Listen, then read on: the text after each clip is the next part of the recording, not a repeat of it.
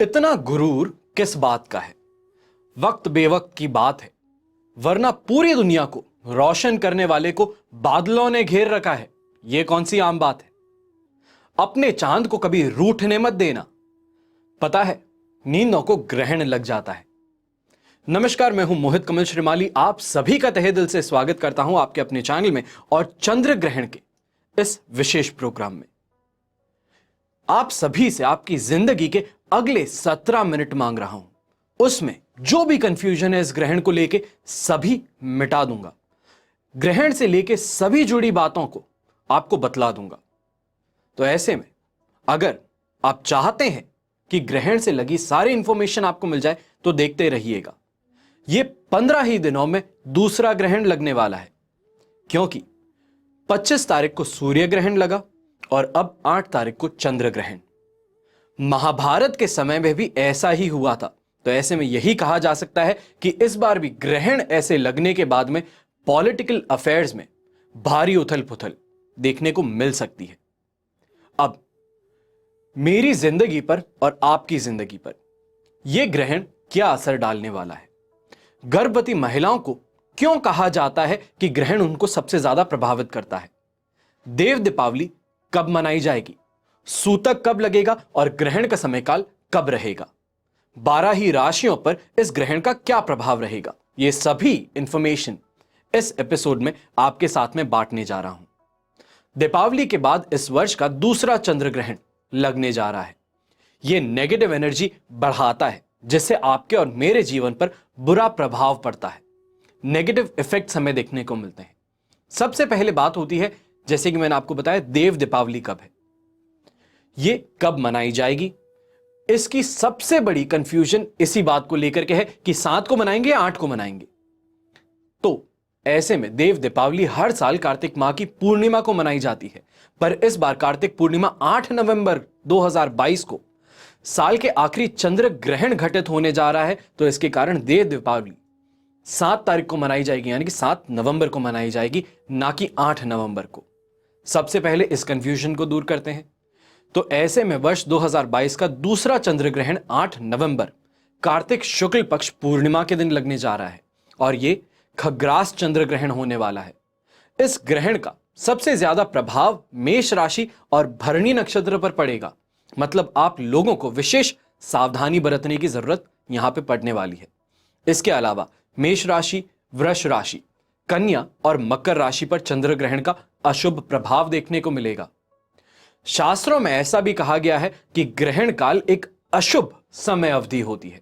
इसमें लगने वाले सूतक का विचार कई कार्यों के लिए किया जाता है और इस ग्रहण के दौरान मेष राशि और भरणी नक्षत्र वाले लोग सबसे ज्यादा सावधान भी रहें, क्योंकि आपके लिए ही हो रहा है ये ग्रहण। आप ये मान लीजिए कि आपकी राशि में और आपके नक्षत्र में हो रहा है, तो ऐसे में सबसे ज्यादा सावधानी भी आप ही को बरतनी पड़ेगी। अब बात आती है सूतक की। तो ऐसे में इस साल जो चंद्र ग्रहण होने वाला है 8 नवंबर 2022 को, उसका सूतक समय ग्रहण से ठीक 9 घंटे पहले 8:53 पर शुरू हो जाएगा। चंद्र ग्रहण स्वयं जो है वो आरंभ होगा 5:53 पर और यहां मोक्ष जो है वो होगा 6:19 पर। ऐसे में जो भी आप काम करते हैं, जो भी आप यात्रा करने वाले हैं, जो भी काम आपके डिसाइडेड हैं, उन सभी को सुबह 8 बजे से पहले शुरू कर दीजिए, या तो फिर शाम तक 6:19 तक आपको इंतजार करना ही पड़ेगा। अब दूसरी बात यहां पे यह आती है कि ग्रहण काल में किन चीजों की मनाही होती है। तो ग्रहण का सूतक भारत में मान्य होने वाला है, क्योंकि भारत में भी देखने को मिलेगा। तो ग्रहण काल में खाना पीना, सोना, मनोरंजन, वासना, मूर्ति स्पर्श, इन सभी को मना किया गया है। शुभ और मांगलिक कार्य पर भी ग्रहण लग सकता है। तो ऐसे में कोई भी मांगलिक काम, कोई भी शुभ काम की शुरुआत आज के दिन नहीं होने वाली। ये तक कहा गया है कि ग्रहण काल में गर्भवती महिलाएं जो होती हैं उनको ग्रहण का दर्शन नहीं करना चाहिए, ना ही इस समय कुछ भी काटना या सिलना चाहिए। धार्मिक दृष्टि के अनुसार इस दौरान नेगेटिव एनर्जीज जो है, नकारात्मक शक्तियां जो है, जो तांत्रिक विद्याएं करते हैं, जो भी कोई तांत्रिक प्रयोग करता है, वो इस समय में बहुत ज्यादा पावरफुल रहता है। वो इस समय में जागृत हो जाता है। और वहीं पे साइंटिफिक व्यू से अगर देखें तो यह कहा जाता है कि इस समय में रेडिएशंस जो हैं वो बहुत ज्यादा बढ़ जाते हैं, जो खतरा पैदा कर सकते हैं हर इंसान के लिए, हर मनुष्य के लिए, हर जीव जंतु के लिए। अब दूसरी बात आती है कि गर्भवती महिलाएं इस चंद्र ग्रहण के समय में क्या करें और क्या ना करें। यह समझने के लिए, यह पता करने के लिए पहले एक बात समझनी जरूरी है कि मान्यताएं जो है वो क्या है। उन मान्यताओं को समझ करके हम स्वयं जान सकते हैं कि क्या चीज करनी चाहिए और क्या नहीं करनी चाहिए। ज्योतिष के अनुसार ग्रहण के वक्त गर्भवती महिलाओं को मुंह में तुलसी दल रख करके हनुमान चालीसा और दुर्गा स्तुति का पाठ करना चाहिए। इससे नेगेटिव एनर्जीज जो हैं वो आप पर नहीं काम कर पाती, नकारात्मक शक्तियां जो हैं उनका प्रभाव आप पर नहीं पड़ पाता। वहीं पे चंद्र ग्रहण के दौरान गर्भवती महिलाओं को कमरे में या तो फिर घर में ही रहना चाहिए है, क्योंकि मान्यता ऐसी है कि चंद्र ग्रहण का गर्भ पर यानी कि आपकी कोख पर बुरा असर पड़ता है। कहा जाता है कि ग्रहण के प्रभाव से बच्चों में शारीरिक और मानसिक विकलांगता यानी कि हैंडीकैपनेस आ सकती है। तो इसके कारण इस चीज को सबसे ज्यादा आप फॉलो करें कि ग्रहण के समय में ना ही बाहर निकले और ना ही अपने कमरे से भी निकले। तीसरा, चंद्र ग्रहण के दौरान गर्भवती महिलाओं को कोई भी नोकदार चीज यानी कि जो शार्प ऑब्जेक्ट्स होते हैं, चाकू हुआ, कैंची हुई, सुई हुई, इन सबको इस्तेमाल बिल्कुल भी नहीं करना चाहिए, भूल कर भी नहीं करना चाहिए। यहां पे मान्यता ऐसी है कि इन चीजों का इस्तेमाल करने से गर्भ पर पल रहे शिशु को नुकसान पहुंच सकता है। चौथा, चंद्र ग्रहण के दौरान गर्भवती महिलाओं को कोई भी पदार्थ खाना नहीं चाहिए। ऐसी मान्यता होती है कि जो आप खा रहे हैं वो ग्रहण के कारण आपका खाना दूषित हो जाता है।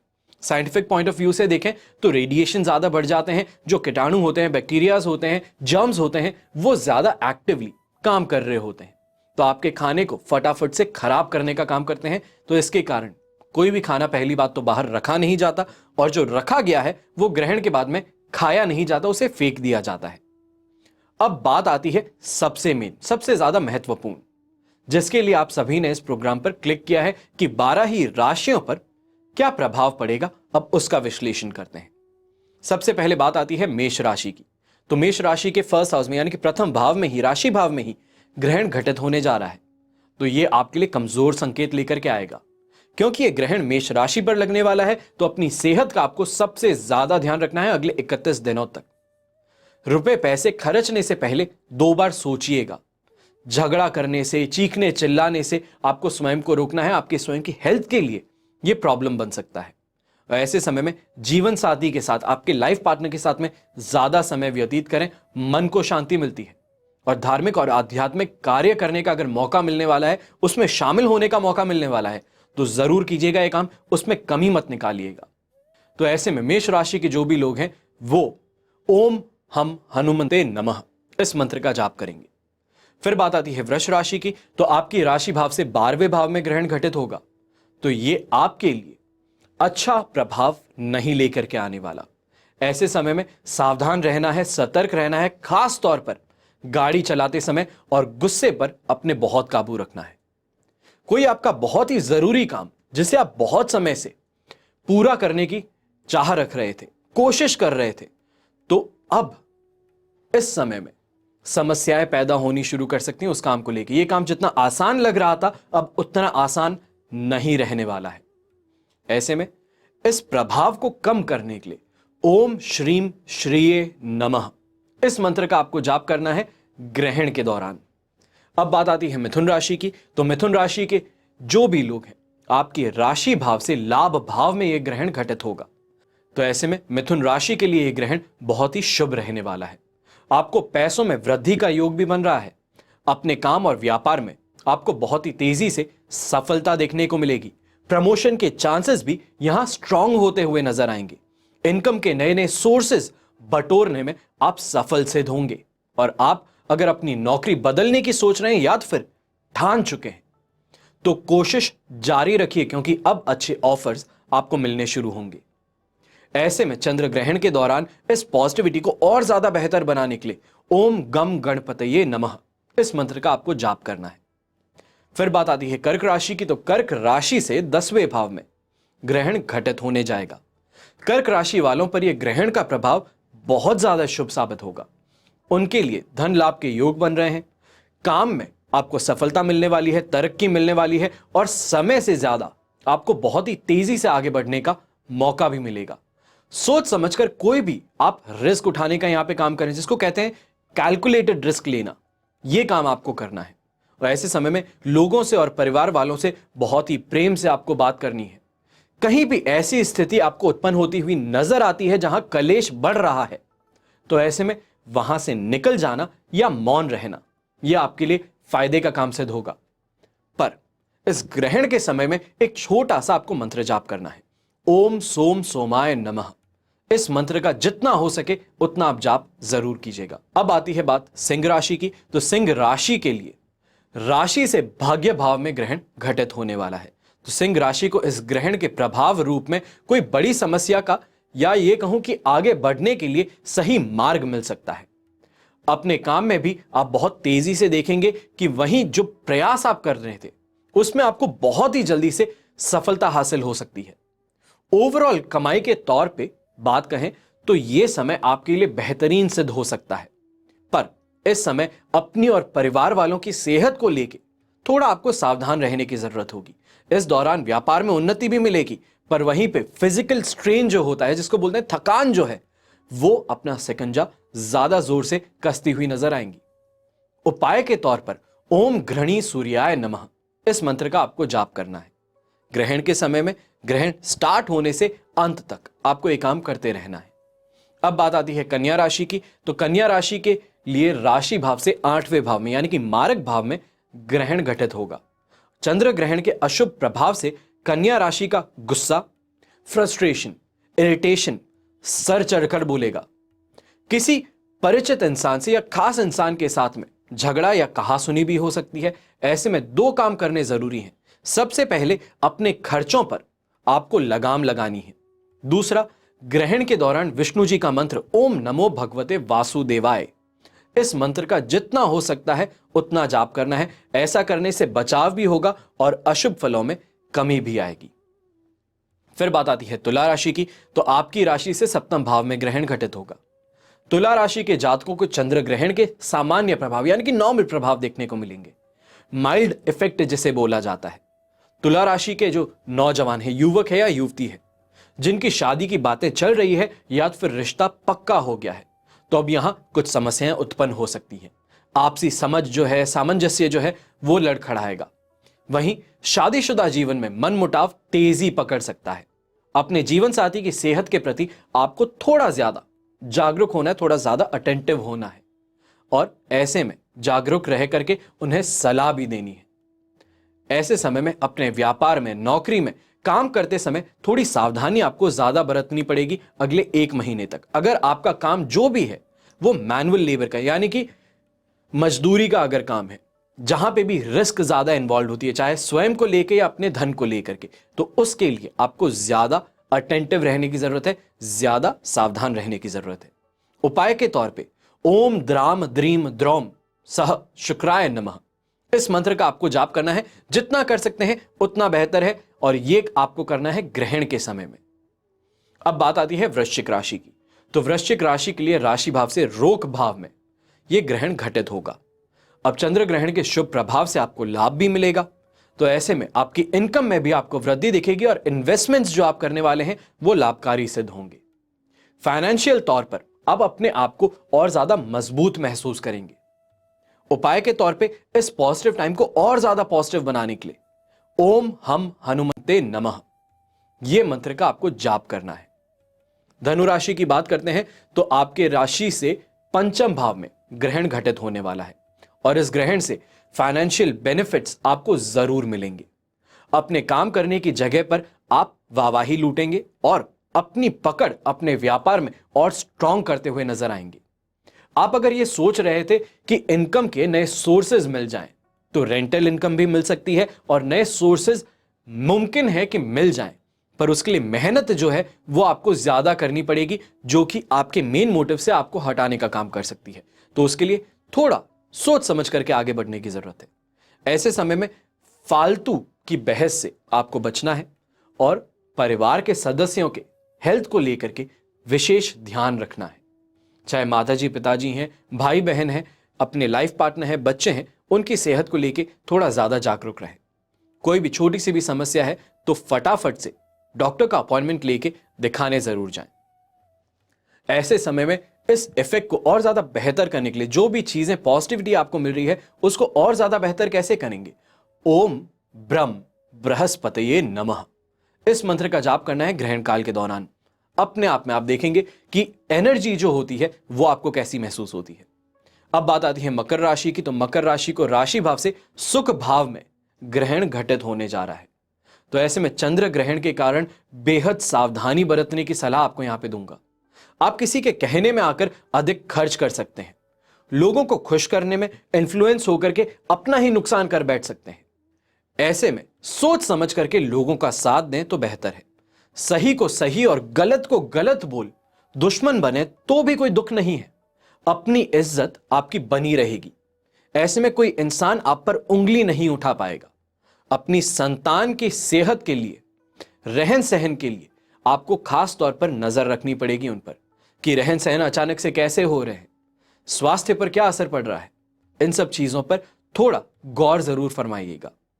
और ऐसे समय में किसी बहुत ही खास मित्र के साथ में या रिश्तेदार के साथ में कोई कहासुनी के कारण या तो फिर मनमुटाव के कारण रिश्तों में खटास भी आ सकती है, उसके लिए ऑलरेडी अपने आप को प्रिपेयर्ड रखें। ग्रहण काल के दौरान में एक छोटा सा उपाय करना है। ओम शम शनैश्चराय नमः, इस मंत्र का आपको जाप करना है ग्रहण काल के दौरान में, ताकि जो भी नेगेटिविटी है उससे आपको रिलीफ मिले, सद्बुद्धि मिले। अब बात आती है कुंभ राशि की, तो कुंभ राशि के लिए राशि भाव से पराक्रम भाव में यह ग्रहण घटित होने जा रहा है और कुंभ राशि के जातकों को चंद्र ग्रहण के शुभ प्रभाव देखने को मिलने वाले हैं। तो ऐसे में पहले के मुकाबले सेहत में अब आपको सुधार देखने को मिलेगा। बिजनेस और ऑफिस में आपको सफलता के योग बन रहे हैं। पैसे कमाने के बहुत मौके उपलब्ध होंगे। वहीं दांपत्य जीवन में सुख का अनुभव भी आपको मिलेगा। ऐसे समय में खास तौर पर कोई भी इन्वेस्टमेंट्स अगर आप कर रहे हैं, कोई नया काम आप शुरू कर रहे हैं, तो जल्दी से और तेजी से आपको सफलता भी देखने को मिलेगी। यहां कमाई आपको अच्छी तरह से बढ़ती दिखाई देने वाली है। ऐसे समय में छोटा सा उपाय करना है। ग्रहण काल के दौरान ओम शम शनैश्चराय नमः, इस मंत्र का जितना हो सके ग्रहण काल के दौरान में आपको जाप करना है। अब बात आती है मीन राशि की, तो मीन राशि को राशि से सेकंड हाउस में द्वितीय भाव में ग्रहण घटित होगा। तो ऐसे समय में सोच समझकर हर कदम आगे रखना उचित रहेगा। अपने कार्यभार दूसरों पर आपको नहीं थोपने हैं। जो खुद का काम है वो स्वयं कीजिए। डेलीगेट करने की जो आदत है उसको अभी थोड़े समय के लिए आपको कम करना है। अपना लाइफस्टाइल मेंटेन करने के लिए उस चक्कर में आप फिजूल खर्ची बहुत कर सकते हैं, इससे भी आपको बचना है। ऐसे समय में नए इनकम सोर्सेज जो आप ढूंढ रहे थे, कमाने के नए नए मौके ढूंढ रहे थे, तरकीबें ढूंढ रहे थे, उसमें आप सफल हो जाएंगे। और हेल्थ प्रॉब्लम्स में उनमें कुछ कमी देखने को मिल सकती है, यानी कहा जाए कि रिकवरी मोड जो है वो अब दिखाई देना शुरू करेगा। एकाएक कोई बड़ी फाइनेंशियल रिस्पॉन्सिबिलिटी ये आपके लिए अब खड़ी हो सकती है और जॉब में और बिजनेस में स्थिति में कोई बड़ा बदलाव आपको यहां पे देखने को नहीं मिलेगा। जैसा चल रहा है उसी को संभालना पड़ेगा। उपाय के तौर पे एक छोटा सा उपाय है, ओम ब्रह्म बृहस्पतये नमः, इस मंत्र का आपको जाप करना है ग्रहण के दौरान। करें तो बहुत बेहतर है। जो भी नेगेटिविटी है उससे बाहर निकलने में आपको सफलता जरूर मिलेगी। तो ऐसे में अब एक छोटा सा उपाय करना है अंत में, यानी कि सभी राशियों को। यह चंद्र ग्रहण है, तो ग्रहण काल समाप्त होने के बाद में किसी भी जरूरतमंद इंसान को आपको चावल दान करने हैं। यह जरूर करना है, चाहे 1 किलो कीजिए, 100 ग्राम कीजिए, वो आपके स्वयं के ऊपर है, उसमें कोई मनाही नहीं है। हमेशा की तरह यही आशा करता हूं कि आपको आज का ये जो एपिसोड है ये पसंद आया होगा। जो भी आप सोच करके इस एपिसोड को क्लिक किए हैं कि मुझे जानकारी चाहिए, मुझे हर चीज के बारे में पता करना है, वो हर चीज आपको यहां पे कंफ्यूजन से मैं दूर करने में सफल हुआ हूंगा। हमेशा की तरह जो प्रार्थना करते हैं अब उसमें थोड़ा सा चेंज है। अब आपका और हमारा परिवार सदैव सुखी रहे, संपन्न रहे, सुरक्षित रहे, क्योंकि आप भी तो मेरा परिवार हैं। घर में बड़े बूढ़ों का साथ और आशीर्वाद हमेशा हम पर बना रहे। हमेशा की तरह जय श्री राम एवं जय हिंद।